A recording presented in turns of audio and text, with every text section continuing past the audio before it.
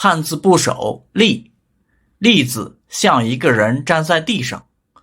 作为构字部件的立有多个来源，第一是站立的立，第二是言字的变形，言意义是说话，第三是心字的省略，心是一种像尖刀的刑具。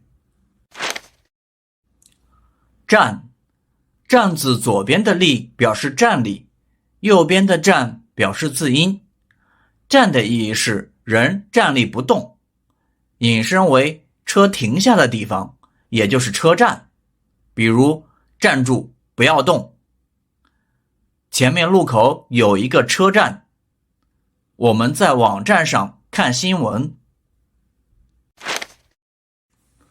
位，位字左边是人，右边是立，位意义是人在的位置，也是一个修饰人的有尊敬意义的量词。比如车上有很多空座位，地位高的人容易受到尊敬。GPS 是全球定位系统。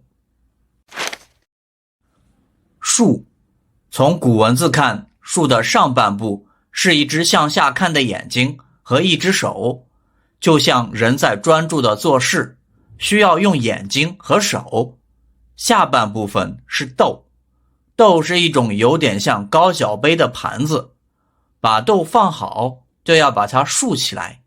比如工作人员在会场外竖起了一块广告牌，广场上竖着几根旗杆。竖画是汉字中的一个基本笔画。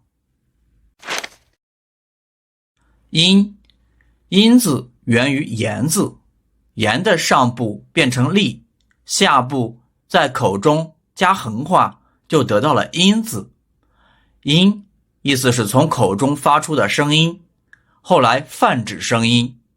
比如汉语声调的发音有点难，我们都爱音乐。从口音可以知道一个人的家乡。镜，镜字上面是言，下面是人。古文字的镜是两个人争相发言，比拼言语，所以竞有竞争的意思。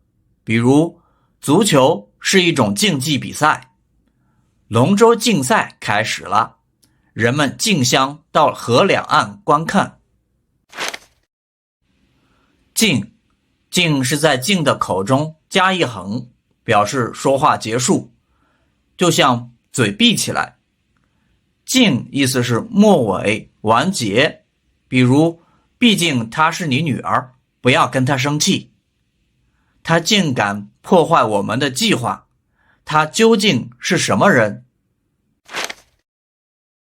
心，心是一种像尖刀的刑具，给犯人施加刑罚，犯人是痛苦的，所以辛意思是痛苦。比如这是一份辛苦的工作，艰辛的生活让他白了头发。蜜蜂在辛勤地采花蜜。轻，古文字轻，左半是表示刑罚的辛的演变，代表遭受了刑罚的人。对于一个有罪的人，只有亲密的人或者他的父母双亲才会来看望他，所以繁体字亲由亲和见组成，意义是父母和亲密的。简体写作亲，比如父亲是孩子的依靠，我想亲自去看看。这两家公司是亲密的合作伙伴。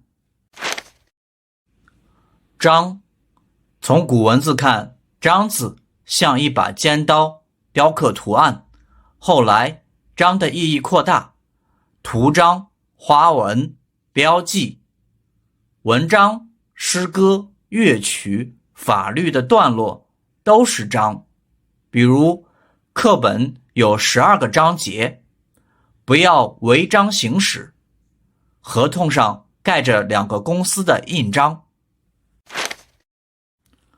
拉，力在汉字中表示字音时可以有多种发音，比如拉字，拉左边手表示意义，右边是力，表示字音。拉意思是拉动，比如请拉开窗帘，出口可以拉动经济增长。拉上手提包的拉锁